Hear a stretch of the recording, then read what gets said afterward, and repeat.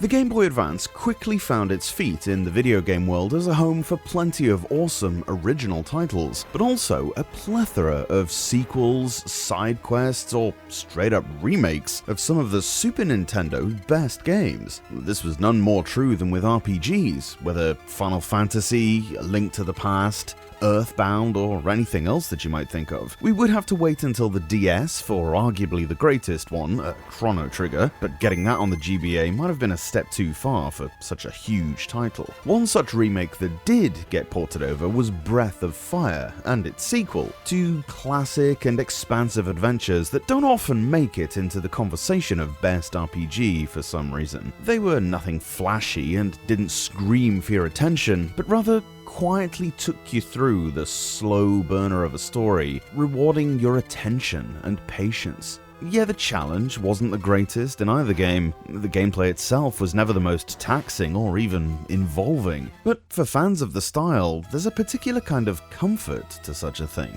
The story's pretty straightforward without being too simplistic. You play as Ryu, a young man with a heritage he barely understands, and a mysterious ability that marks him as different. The narrative for sure leans into the classic RPG tropes, an orphaned hero, an oppressive force that's gradually revealed to be more than a mere villain, and a troop of companions who arrive just at the right time with their own grudges and loyalties. What Breath of Fire does really well is in that slow burn, its gradual unraveling of its world, and it manages to do so without any insanely long exposition sequences. Think back to how long Golden Sun takes to get going with its 40-plus minute intro segment, but instead it uses short, well-considered cutscenes and conversations that reveal little fragments of the story throughout. It's less interested in high fantasy melodrama and more invested in the small, believable choices and character quirks that make you enjoy the time spent with your traveling companions. That real emotional connection you make with Ryu, as well as his friends, is really important here because the bits between the story beats are pretty conservative by early 2000 standards, maybe even by 1993 standards when the game first came out. It's your standard turn-based combat. Some characters favor weapons, some can use spells. Leveling up is straightforward. You just beat stuff up until you gain enough experience points, which then improves your stats formulaically. We've all tasted this recipe before, haven't we?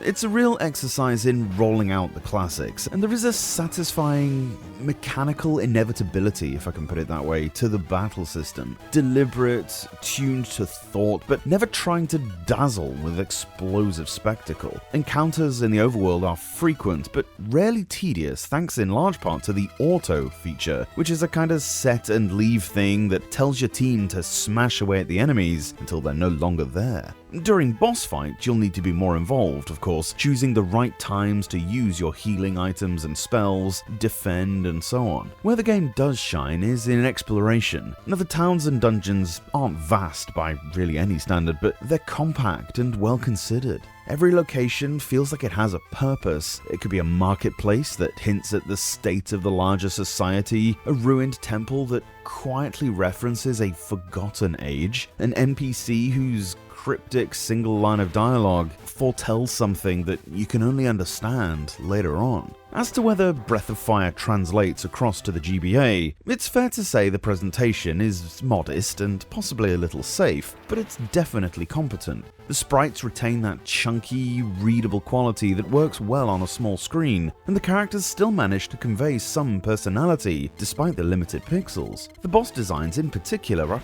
pretty imaginative. The animations are economical, which does mean that the combat sometimes lacks that fluid flair that you might find on a console RPG, but the focus is firmly on the choices you make rather than the spectacle. The sound and music are similarly functional, favoring simple, melodic lines that support the mood rather than overpower it. You'll find wistful town themes, battle music that's punchy enough to mark tension, and occasional cinematic cues that lift the drama when the script calls for it. Experience comes at a consistent pace, and the game is well balanced enough, allowing you to progress efficiently without having to spend an eternity at the grind. Side quests do exist, but they're never compulsory, and they only really reward you with modest item improvements and small lore snippets anyway. It isn't the most fleshed out universe as a result, but it lets you keep the main narrative moving, and a compelling one it is too, while still offering a small, optional depth if you want it.